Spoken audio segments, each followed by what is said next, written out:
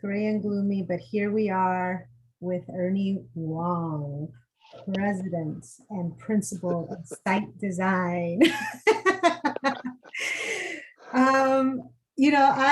Ernie, thank you for joining me today on designing healthy environments. I've been experiencing the places you design even well before I knew who you were, or like who is responsible for this. So I'm so happy to have you here. How are you? Alicia, thank you so much. It's an honor. It's an honor to be here. I am so proud of everything that you're doing and love that you're doing this. Just so if you ever decide you want to take on another profession, you could you could be the next Barbara Walters. Bravo, wow, wow. Okay. Bravo, Wawa. Yeah, exactly. Oh yeah, I'll do it. Talking about healthy environments and really, it really is true. And I have something to show you at the very end. I'm already spoiling surprises, but I'm gonna show you some stuff at the very end, of your talk. But activating healthy habitats. Let me introduce you really quick. For those of you who don't know Ernie Wong, you probably, if you live in Chicago, you have definitely walked through these spaces, these outdoor beautiful spaces. You've rolled down a hill, you've gotten wet in the mist, and you've enjoyed it. But Ernie Wong, just to introduce you, you founded your firm, Site Design. When did you 1990. We Right. 1990. So this is 1990. yes, 31 years old this year. Wow, Our 31 years 30th our young. 30th year kind of sucked. Yeah. Hmm. But here we still are. And we enjoyed your spaces during this awful year. But Thank anyway, you. Yeah. so let me read your bio for a little bit. Ernie, you've definitely been instrumental in the success of your firm, landscape architecture and the urban design profession in the city of Chicago, and beyond, really.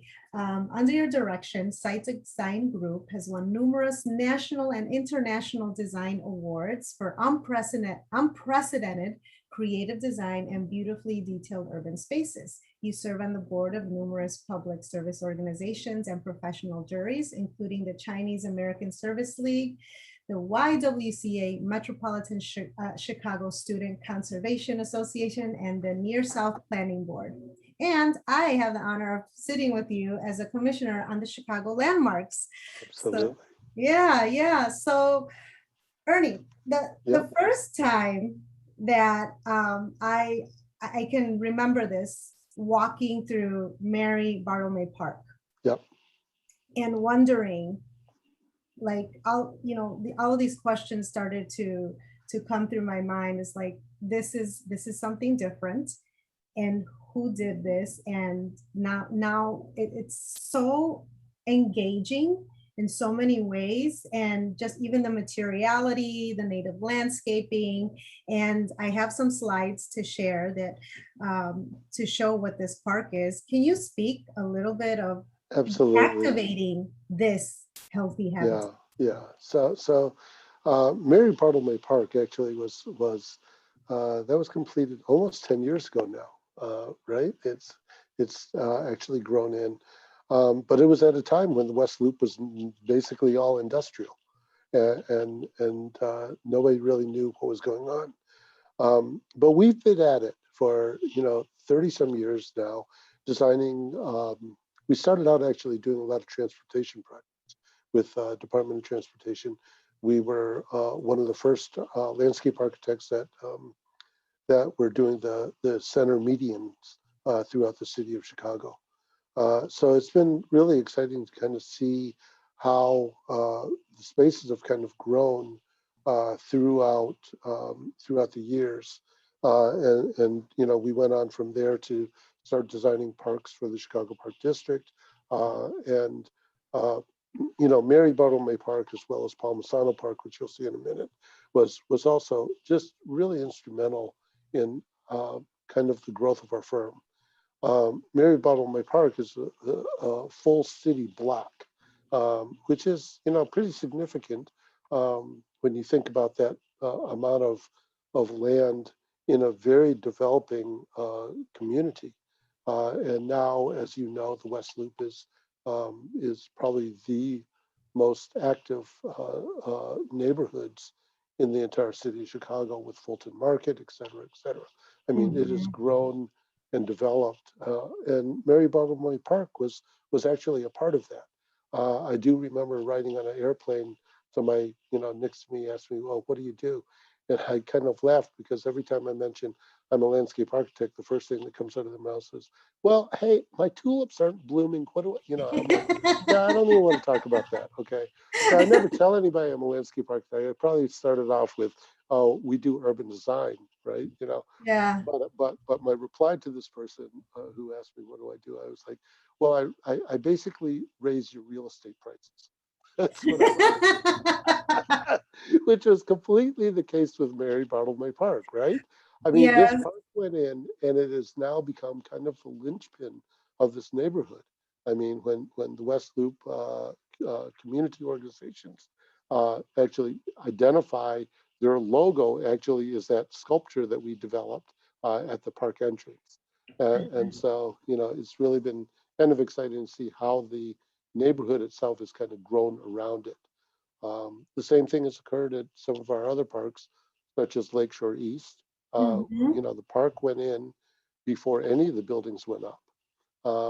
And Mary Bartlemy Park, this actually started with the community engagement. We did three very different designs for the park, and it Mhm. was voted upon. And the one on the right was the one that won by one vote in the community. And we One were vote. one vote. Oh. And they didn't do a recount. They didn't claim that it was stolen. They, that the community actually went ahead and did this, and we were really excited because some of the other designs are very kind of formal, or they are um, a little bit more organic and very much what you would expect from a landscape architect. But doing the design on the right really was a much more contemporary kind of activation of that park space. Very And so experiential for sure. Like we were I really would excited about say that the one on the far left is what we're used to, order, and this is where you walk, and but the one on the right is our really our natural patterns of how we move across from one point to the other. that. Exactly. Yeah, and you picked up on that, Alicia. It is, the whole design was based on how people move through space, and which has been really kind of the one of the things that we look for whenever we start these designs. It's number one, how do you get to the space, and number two, how do you move through it? And those are the kind of those key elements that we start to look at. If you go back to the previous slide, actually, Yeah. um, one of the things I did want to talk about is that not a single drop of water goes into the city combined sewer system. All the Mhm. stormwater in the entire city block is detained on this site. And so, it helps with the environment when we start talking about climate change. Yeah. All these things kind of help. And so this was actually one of the big pieces that we have really engaged with. And then the other part of it was, you go to this park and there's actually topography. You don't find that in Chicago, right? Right. That was Chicago the is like the flattest place there is. And the reason we did this was so that we didn't incur the cost of hauling soil off that site. And so we just balanced the site in terms of moving the soil around so that we could create hills in one area and depressions in other areas.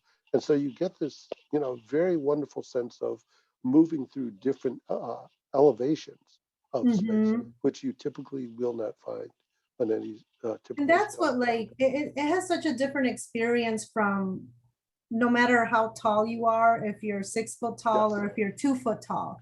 Yes. right? Or if you're a dog, or if Yes. you're a bird, or a person. Right. So that's what I think really makes, I just really enjoyed it. And even seeing, like, I think it was the first time I saw Corten steel as part of this kind of a park. Retaining walls. Yep. Yeah, as a retaining wall. See, it has everything has a purpose. Exactly. You're Let's getting a go shout to out here. Love it from Jesse Inigas, back to the yards. Yay. love it, because we'll talk about back in the yards in a second too, right? Okay. Um, Should I keep so going let's here, go. the Yeah, slides? let's keep going to the couple of more slides. And so this is Oh, the see, my designs. kid, my So kids now you start to definitely see. enjoyed this park. Exactly. So one of the other things that was really instrumental about this particular park was playground manufacturers. They like to tell you, and you'll see this at Maggie Daly Park too, that you have a space for like toddlers to 4 or 5 years old, and then they say there's another playground separate from 5 to 12 years old. And that's really so they can sell you a lot of playground equipment, which costs a lot of money. And so we went and did this thing. We said, screw that. We're not going to buy into that. And we just kind of mixed everything in together. And we got this playground equipment from a European manufacturer in Berlin, actually. And we put this up and created this park space that the little kids are actually being helped out by the older kids. And we were really fascinated to see who uses this. And now we're seeing the nannies and the grandmothers are on this playground equipment, playing around with these kids, getting their exercise. And it's Yeah, such it's a wonderful thing to just kind of watch how kids and older people kind of use this stuff. So it's been yeah. really fun, a lot of fun. Let's see here. So Oh, next and slide. blue. This was actually taken during the pandemic. So we Really? we show this project. This was springtime. Mhm, I think this year, when we decided, people could actually go back outside and mhm, but socially distance themselves, and mhm. we found that people were in fact doing that. So to your point, when you mentioned that people are now really starting to appreciate outdoor spaces, I think this pandemic, in a lot of ways, has a silver lining in that sense that, yes, it's been deadly, it's been, difficult, it has been getting used to a lot of different things. But one of the things it's done is it's actually made people start to appreciate the outdoor spaces in a much different way and Yeah. understand, quite frankly, the light bulb goes on that people are like, oh my gosh, I've been taking this for granted all my life. And Mhm. now it's an important part of who you are now. That's why when we talk about health, it's just not, I mean, what these spaces do, it's not just for the site itself, like healthy soils and healthy biodiversity, but it's also for our mental health, right? It's so Correct. important to have these kinds of spaces in all areas in our workplace, where we heal, where we learn, and you know, it's right here. We need to stay right in our health, Yeah. in our mental Yeah. health. I mean, we keep on forgetting that as human beings, we're still grounded in nature. And I think Yeah. that is really one of the things that this is Mhm. one of our, great shots. I just love to see the kids playing with, in this. This sculpture was developed and designed by our design principal Hana Ishikawa. And Hana, we had been talking about a kinetic kind of thing where people really felt like things were moving, and so Mhm. this was our version of it, and it's not only provides this water misting kind of element, but it's also lighting for the park as well. So we were really excited to get this built. It's multifunctional. And here is. Palmasano Park, if you haven't been there, you got to go. I will say, of all of the parks that we have done, this pretty much ranks up there as one of the top projects that we get so excited about. This park is 27 acres. 27 acres is the same size as Millennium Park. Mm, Okay, but we I only didn't got know that. Millennium Park got, what was it, $575 million. to do. And this was like, you get 15, go do what you can do. Whatever this 15 million does. We're like, oh my God. And so the crazy part about this, excuse me, the crazy part about this is that this is in a former landfill, a quarry that turned into a landfill that turned into this environmental park and that was developed. We show you this plan with all these trees. Actually, none of the trees were on there when we finished the park. We actually designed the entire park without one tree because they were value engineered out of the project. Oh, And so the trees that are now there were all donated by Target, throughout the years. okay. So, I mean, we got back some of the trees, but it's been pretty exciting. Let's move through some of these slides pretty quickly. So again, not a drop of water, 27 acres, not a drop of water goes into the combined One sewage drop system. of water, that is Yeah. incredible compared to as soon as, prior to this green building movement, right? As soon as you touch that, excavated, it's like, oh, well, what's going to happen to the stormwater? But you're saying that not one drop of water Correct. goes into the stormwater system. That is absolutely correct. And it's amazing. I mean, and this is a great shot, this aerial shot that I show you down at the bottom. Well, not only do you see when it was a quarry that was 300 some feet deep. I mean, when you look at the size of the scale of the buildings adjacent to this quarry, it was crazy how deep this thing was. And as it got filled up over the years, and now where it is now. But one of the things that I love to talk about this is that the neighborhood, they probably this would have all been like ball fields and basketball courts, etc., had it not been right next door to McGuane Park, which is a developed area. And so, when we did this, I think the neighborhood was like, I'm not sure what's going to happen here, but okay, go ahead and do it, But it has turned into this exciting place that once you get into the park, next slide, you have no idea, if you go to the next slide, Oh, sorry, yeah. you have no idea you're in the city of Chicago, right? Right. And I was going to say that because even like the acoustics, when you're at different areas, it's like all of the city noises go away. Goes away. It Yeah. all goes away.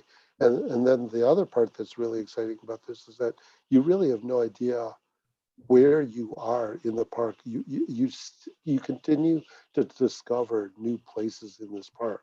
And the reason why is you can't see beyond the hill.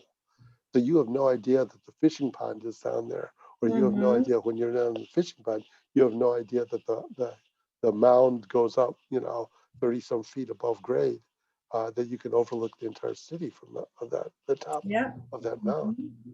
So this has been such an exciting project to see. They stock it full of fish, and kids out, they have fishing lessons, for kids. This is the immersion of, for city kids to come and immerse themselves into nature. Yeah, I mean, as a mom of two young children, this is a place where I encourage them to go explore and not worry about them getting injured or hurt. I, we all do. We all just go crazy and run around. Yeah, exactly. Look at Exactly. this. Yeah. So this is the bottom of the quarry, which is filled as a fishing pond. And all the stormwater goes back in here. And, we developed these boardwalks so that you could get down to the water, which we really felt was really super important. People, they see the water, it makes them feel relaxed, it gives them the sense of relaxation and a connection to nature. But if you can't touch it, it's almost useless, Right. And so, on many of our parks, if we have a water feature in there, we want to make it accessible uh, to everybody. Keller Center. Keller Center, yeah, and so we worked on this project together, Yes. and this is one of the iconic pieces of Edward Durrell's stone, right? as the Mhm. architect that did this. And the building, it's at the University of Chicago, and the conversion of this, I got to give kudos. Doug Farr did a fantastic job and it was just spectacular what they did from what it used to be to what it is now. And it's Mhm. just such an exciting space. But it was interesting because it sits on this plinth, right? Above, Yes. you know, and we kept saying, Concrete well, how plinth. do you get up there and how do we deal with all of this? And so it was exciting to kind of find those solutions of moving people back and forth and kind of having a little better access to the building. And Mhm. so, it was key to do that. And then on the next slide, you'll see, we really started to engage with different types of plant material that the Mhm. university, um, you know, typically had not seen. And now we're starting to see this all along the entire South Campus is more of a naturalized um, plant palette along that entire South And Campus. here there are a series of rain gardens, right? That is correct. Yep. Mhm. Yeah. I Yeah, the mean, rain gardens. Mhm. this is LEED Platinum. I Yeah, can't this is a remember. platinum and living building challenge materials Yeah. certified. Yeah. So, I and, call this and when the we dream start, yeah, team. it is interesting because when you start to deal with, the Living Challenge and LEED and all of these different certifications, people underestimate the importance of landscape to gaining that accreditation because that's such a when you talk about sourcing materials locally and but there is so much to do with the site as well. Oh, yeah. I mean, I think that the Living Building Challenge really raised the bar in thinking about, I always say it's not just about the building, it's also about how do you connect, the outdoors, how do you connect across the street, how do you connect to the community? I mean, they really raised the bar and others in the industry to think about that because it's not, we shouldn't think of our projects as silos, Yeah, right? So, exactly. and this is one of the projects that does that. Yeah, absolutely. And I think this was really important, I think, for the university to look at it that way. We have a tendency, I think, all of us in the design profession, to draw within the box, right? Draw within that property line, within that boundary that you're given. And Mhm. um, and I think that's kind of a mistake because when you talk about nature and connectivity, you have to kind of see where that box is located and what that context is. And that's one of the important things that we continue to look at. Right. Let's see, what else do we have here? Oh, I love seeing this. I don't think I've seen the space, activated like that. It's active. It is so active. Yeah. I mean, Yeah, no, um, this is great. And it's such the the fact that it's the School of Public Policy, oh and yeah, I've since then, um, you know, s- I've spoken with some of the students on policy, and this is a place where it truly inspires them to do their work and to research on pushing policy on the environment. And it's been really great to talk to the students who are in the building. yeah, yeah. It Mhm. is. It's a lot of fun, and the university is actually making great strides with this. Here's another project that we're working on. And I'm Yes, I so know. excited to see this built. This will be the new headquarters for the Chicago Park District Mhm. and in Brighton Park and in a Yeah. community that really needs something exciting. And I think this, when you talk about, um, you know, some of the challenged neighborhoods in Chicago and what the impact is going to be for the Chicago Park District to move their headquarters into this community, which has had some issues, and A major and I think endeavor. this, yeah, but the opportunities that it's going to give the kids to be able to go out here and we have lots of soccer fields and recreational facilities, but also these opportunities for play that are very different. I mean, you're seeing a nature play area here. What you saw before was kind of this established, more established kind of traditional playground equipment in the previous slide. So Yeah. there's such a variety of types of play that kids can still, really discover themselves and discover how to interact with nature again. I mean, this setting here is, I remember as a kid, that was kind of my environment of playing and what really inspired me to become an architect. And it's just like the imagination, right? It's just the blocks and the dirt and everything. And so I'm glad to see this being brought back instead of like those metal hot slides that also were Yeah, in the 80s exactly. and 90s. Ouch. I don't know what they were thinking there, but Yeah. I'm loving the trees, and I hope those aren't value engineered out. Well, it was funny. I mean, my kids are both adults now, but I remember, I would have these arguments when people would bring, Christmas time would come and all the presents would come and there's all these contraptions and this, that, the other. And I was like, how about a ball stick in a box, and A let the kids run box. wild, right? Kids will Hmm. do amazing things with a ball, a stick, and a box. That's Yeah. all they need. And they will just like find ways to like invent games and it's pretty Well, in fun. this project, I'm happy to be working with you on this one. So we're architects, but then the fact that we're into sustainability and designing healthy environments has brought us into different areas where we were asked to do community engagement on this particular project because our team is 100% bilingual. And we said, we speak architecture and we speak Spanish. Yep. So it just makes sense that in this community, we were able to be the voice of both the designer, the city, and the community. Yeah. It's been great. And when we talk about healthy, I, I like to say a healthy space is one that brings people joy, right? And it's Yes. equitable, right? Yeah. We also have to talk about equity because how can you be healthy and only these people are healthy and these Right. people are not? Absolutely. And we saw that with COVID, right? We Yes. saw that with COVID. I Mhm. mean, it's like, people who, the majority of the folks that were affected by COVID were those that were disinvested.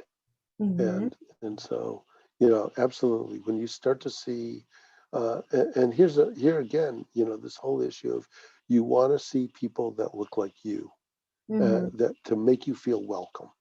And I Yeah. think that's a big key to this.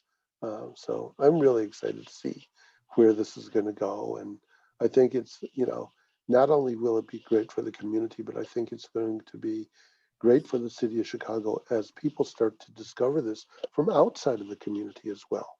And I think Right. that diversity in itself, I think is going to be helpful because people are going to discover, Brighton Park and, you know, some of the areas down there that are so vibrant and have so Mhm. much excitement and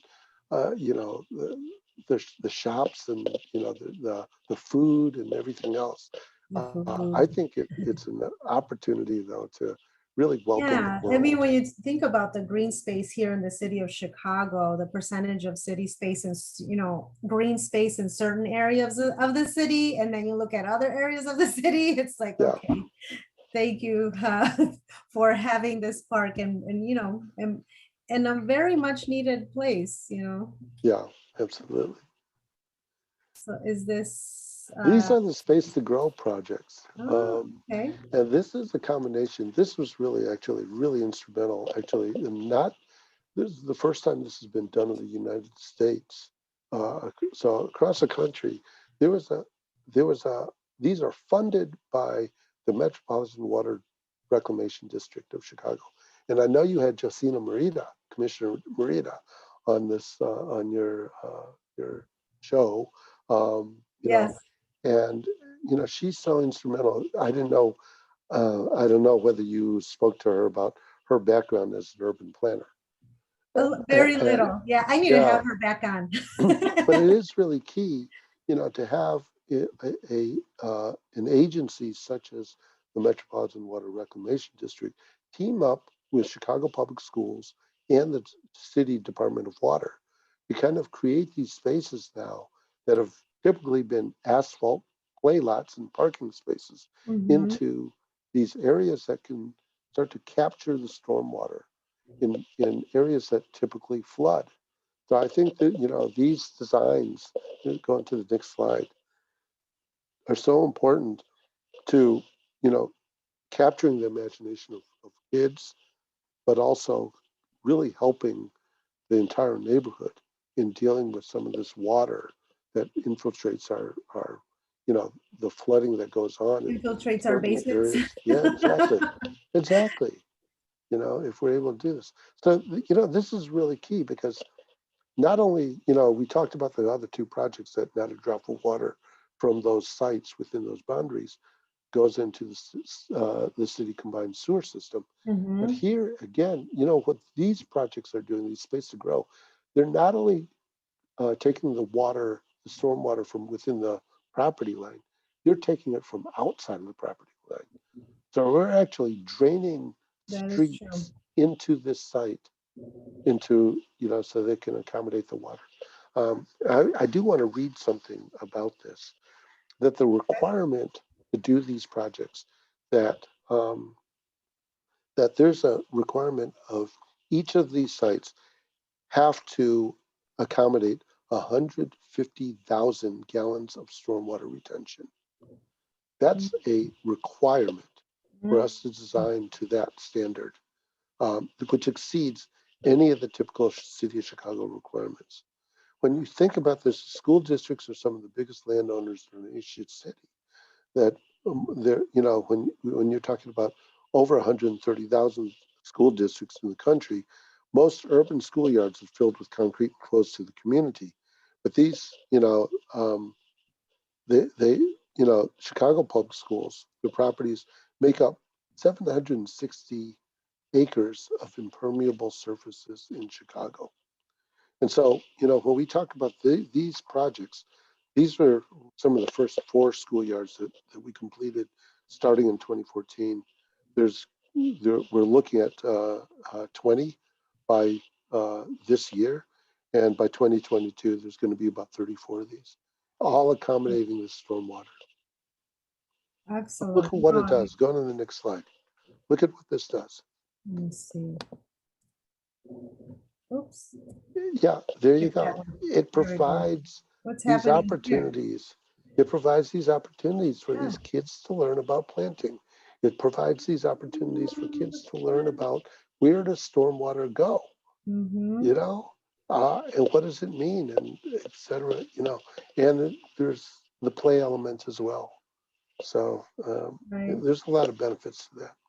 A lot of benefits, and as designers we have to think about the long-term impacts, right? What is it, it's not just the immediate, but what is how can we pass this along? I love that shot of the little girl, just because that's what, at that age is when you make, the most important impact. I think that they get it, and they Yeah, will be our strongest advocates. yeah, no, absolutely. And to that point, it's really funny that you mentioned that because given the all the issues that this country is facing right now in terms of our politics and just the craziness that is going on, I've decided that I've realized that people, by the time they're 18, 20 years old, they've already made up their mind of what they believe in and everything else. So Mm-hmm. I'm at this point now where I want to get hold of kids at this really young age to be able to kind of like expose them to different things so they can make up, by the time they get to that age of making up their mind and formulating their ideas of who they are and where their impact is in the world, Mm-hmm. they've had exposure to a variety of things that they can make good decisions, not just a decision based on one thing that they hear. Mm-hmm. So, Love this picture too. yeah. I put my mother on that swing. And she didn't want to get off. She was like, I'm staying here. I'm staying here. This is relaxing. Yeah. We're the landscape architects for the Field Museum of Natural History. And we're so excited about this. It's actually started out as okay, so this is a shot of the front entrance, right? It started off as just designing South that little entrance. piece Yeah. of green space to the left of the entrance. And we took that and we designed it, as kind of part of a competition, and ended up convincing the Field Museum they needed to do a full master plan of all of their landscape, which was nothing but turf and boxwood I and remember a that. very formal landscape, and kind of turned it into taking their mission of natural history and taking it outdoors. And their tagline, I love their tagline, Earth, we're on it, Yeah, exactly. It's like, At the same time, I had no idea. So we were the architects, but we were doing the space planning. We did a long-term space plan. oh, At wow. the same time, you were doing the landscape. And I saw that, it took us 2 years. And Yeah. I saw that transition. It was like a year after. I'm like, okay, what's happening outside? And like, I know who this is, because now I know how to identify site design spaces. From the first time that I saw Mary Bartolome Park, now I know. I'm like, okay, it's like Oh, acupuncture throughout the city. don't pigeonhole us into that. We have like new and exciting designs that you'll be like, what's going on here? Yeah. We do a Not lot to of say really, that you have the same design, but something like different is happening, like yeah, something innovative is happening. And it's just, you don't see that often. yeah, But I right, know that that's that you guys are good at that, yeah, innovating and pushing that envelope. yeah. Mhm. Well, and it's interesting because when you start to look at this Beaux-Arts, architecture, the the Field Museum now is LEED platinum, right? And a lot of this is because of like convincing them to turn their outdoor spaces, into For something like sites, maybe? this. Yeah, Yeah. for site, they're LEED gold. Oh, they're LEED For gold. Okay. operations, for existing buildings, they're LEED gold. Okay. Mhm. Okay. It's an animal, that building. Yeah, it is. It really is. Yeah. But here's our initial renderings, and you can see the next shot is what it looks like now. I love those butterflies. More renderings, Mhm. and I think we should. And the butterflies, right? And we Yeah, look at, look at that. whenever we're doing these projects, also, we threw in this next slide as a migratory This one? pattern of birds. This one, and that's what we have. We continue to look at migratory patterns Mm. to see how the landscape kind of impacts that or doesn't. Mhm. Okay, very interesting. That's what it is now. So you kind of Mhm. see how it's transformed itself. Um, and it really has become kind of an educational space for their staff. And the staff now comes out and brings groups of people out here and, shows them the plant materials that were native to Illinois, Mhm. way back when. And so not only does this kind of create this, and it's also kind of improving the habitat, the wild, you're finding more birds of different species coming And to it these. definitely provided, while we were doing the master plan, the space planning, Mhm. people want to work outside, they want to have that option. And now look at this beautiful oasis, prior to our study, when we, at the initial part of our study, there was nothing like it. And now it's like, okay, I can take my laptop, I can have a meeting out there. And that's again part of our mental, health and, Yeah, our well-being. your well-being. Exactly. So look at that. Ah, thank you. Yeah. No, this is absolutely wonderful. So, it's been interesting though, as I was you know, and Jenna was helping me on this as well as some of the other staff. But you were asking a couple of questions regarding AIA as their Mhm, AIA 2030 mission to reduce the carbon footprint. And mhm.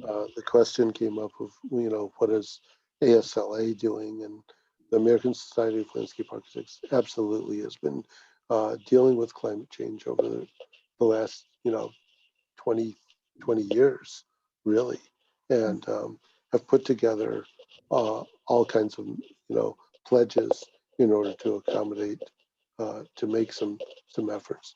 They weren't as definitive as saying by such and such a date, but there has been this ongoing kind of understanding of uh, really promoting the Green New Deal.